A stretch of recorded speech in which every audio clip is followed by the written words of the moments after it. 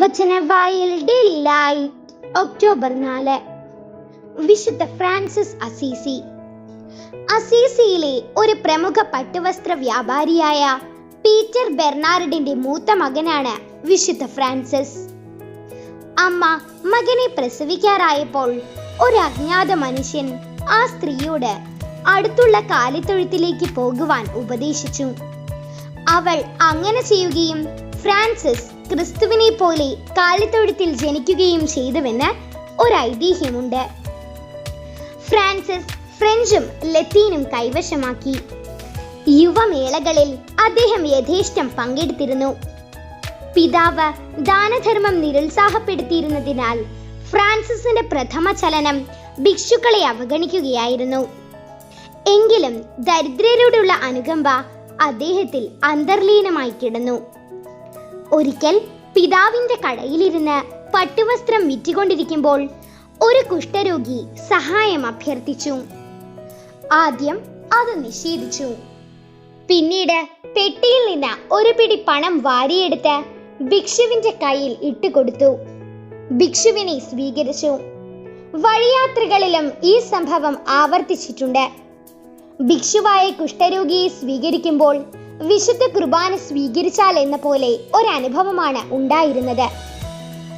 ലൗകായികത്വവും ദൈവസ്നേഹവും കലർന്ന ആ ജീവിതത്തിൽ കൂട്ടുകാരോട് കൂടി ഉല്ലസിച്ചിരുന്ന ഒരു രാത്രി ഫ്രാൻസിസ് ദൈവത്തിന്റെ സ്വരം കേട്ടു.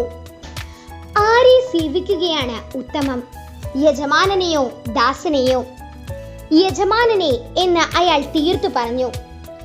എന്നാൽ വീട്ടിലേക്ക് മടങ്ങൂ, പിന്നീട് എന്ത് ചെയ്യണമെന്ന് അവിടെ ചെല്ലുമ്പോൾ അറിയിക്കാം. അങ്ങനെ ഫ്രാൻസിസ് തന്റെ പുതിയ ജീവിതം ആരംഭിച്ചു. അക്കാലത്ത് വിശുദ്ധ പീറ്റർ ഡേമിയന്റെ ദേവാലയം കേടുവന്ന് കിടക്കുന്നതും താനത് താങ്ങിയിരിക്കുന്നതും ഫ്രാൻസിസ് സ്വപ്നത്തിൽ കണ്ടു. അദ്ദേഹം ഉടനെ വീട്ടിൽ നിന്ന് പണമെടുത്ത് ദേവാലയം കേടുപോക്കി. പിതാവ് ഫ്രാൻസിസിനെ വീട്ടിലിട്ട് അടിച്ചു. മെത്രാനച്ചനോട് പരാതിപ്പെടുകയും ചെയ്തു. ഫ്രാൻസിസ് അരമനയിൽ ചെന്ന് വിലപിടിച്ച തന്റെ വസ്ത്രങ്ങൾ അഴിച്ചുവെച്ച് അവയും കുടുംബസ്വത്തിലുള്ള തന്റെ ഓഹരിയും പിതാവ് യഥേഷ്ടം ഉപയോഗിച്ചു കൊള്ളട്ടെ എന്ന് രേഖപ്പെടുത്തി ഒരു രോമവസ്ത്രത്തോടെ തെരുവീഥിയിലേക്ക് ഇറങ്ങി. ഫ്രാൻസിസ് തന്നോട് തന്നെ പറഞ്ഞു, ഇനിമേൽ ദൈവം മാത്രമേ എനിക്ക് പിതാവായിട്ടുള്ളൂ.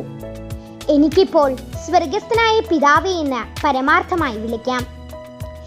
എന്റെ ദൈവമേ, എന്റെ സർവസ്വമേ എന്നതായി ജീവിത തത്വം. തെരുവീഥിയിലേക്ക് ഇറങ്ങിയ ഫ്രാൻസിസിന് ശിഷ്യന്മാർ ധാരാളമുണ്ടായി. അങ്ങനെ ഫ്രാൻസിസ്കൻ സഭ ആരംഭിച്ചു. 6 പട്ടം വരെ അദ്ദേഹം സ്വീകരിച്ചു. എന്നാൽ പൗരോഹിത്യം സ്വീകരിക്കുവാൻ വിനയം അനുവദിച്ചില്ല. കുമാരി ദാരിദ്ര്യവും ഫ്രാൻസിസും തമ്മിലുള്ള വിവാഹം പ്രസിദ്ധമാണ്. എന്നെ സമാധാനത്തിന്റെ ഉപകരണമാക്കണമേ എന്ന പ്രാർത്ഥന, സൂര്യകീർത്തനം മുതലായവ അനേകരെ സ്പർശിച്ചിട്ടുള്ള കൃതികളാണ്. സൂര്യചന്ദ്ര നക്ഷത്രാദികളും സസ്യലതാദികളുമെല്ലാം ഫ്രാൻസിസിന് സഹോദരരാണ്. അവയും ദൈവത്തിന്റെ സൃഷ്ടികളല്ലേ?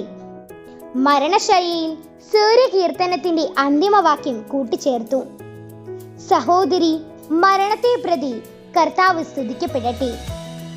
എളിമയുടെയും ദാരിദ്ര്യത്തിന്റെയും മൂർത്തീകരണമായ ഫ്രാൻസിസ് 1226 ഒക്ടോബർ 3 142 സങ്കീർത്തനം ആലപിച്ചുകൊണ്ട് നഗ്നമായ തറയിൽ കിടന്ന് മരിക്കുകയാണ് ചെയ്തത്. മരിക്കുന്നതിന് 2 വർഷം മുൻപ് ക്രിസ്തു തന്റെ പഞ്ചക്ഷതങ്ങൾ അദ്ദേഹത്തിൽ പതിക്കുകയുണ്ടായി. ഈശോയുടെ ജനനം ചിത്രീകരിച്ച പുൽക്കൂട് നിർമ്മാണം ആരംഭിച്ചത് വിശുദ്ധ ഫ്രാൻസിസ് ആണ്. ഈ വിശുദ്ധന്റെ ജീവിതം നമുക്ക് അനുവർത്തമാക്കി തരുന്ന തിരുവചനം ഇതാണ്: ഒരുവൻ ലോകം മുഴുവൻ നേടിയാലും തന്റെ ആത്മാവിനെ നഷ്ടപ്പെടുത്തിയാൽ അതുകൊണ്ട് അവൻ എന്തു പ്രയോജനം? വിശുദ്ധ മർക്കോസിന്റെ സുവിശേഷം 8-ാം അധ്യായം 36-ാം വാക്യം. വിചിന്തനം: ക്രിസ്തുവിന്റെ പകർപ്പായിരുന്നു ഫ്രാൻസിസ് അസീസി. കുഞ്ഞു ദരിദ്രൻ. 1 ഡസൻ ഫ്രാൻസിസ് അസീസിമാർ റഷ്യയിൽ ഉണ്ടാകുകയാണെങ്കിൽ റഷ്യ മാനസാന്തരപ്പെടുമെന്ന് കമ്മ്യൂണിസ്റ്റ് നേതാവായ ലെനിൻ അഭിപ്രായപ്പെട്ടു കാണുന്നു. നമുക്ക് പ്രാർത്ഥിക്കാം. ഭൗതിക സുഖസൗകര്യങ്ങൾ വെടിഞ്ഞ് വിശുദ്ധ പദവിയിലെത്തിയ അസീസിയിലെ വിശുദ്ധ ഫ്രാൻസിസെ, ലോകസുഖങ്ങളിൽ മുഴുകാതെ ഈശോയുടെ വറ്റാത്ത സ്നേഹം നുകരുവാൻ ഞങ്ങളെയും പ്രാപ്തരാക്കണമേ. ആമേൻ.